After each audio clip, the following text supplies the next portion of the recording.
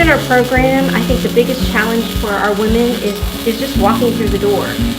The intimidation of starting a program, maybe their memories of what school was before.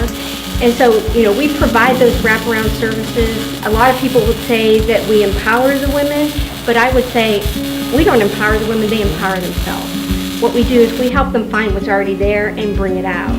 And we do that through not only training them in their program, but then we provide soft skills training. So they learn how to study, they do some goal setting, time management, all the things that are going to help them be successful. And once women feel that success and experience that success, it just builds upon it. And from there, they're successful in their careers and successful in their jobs.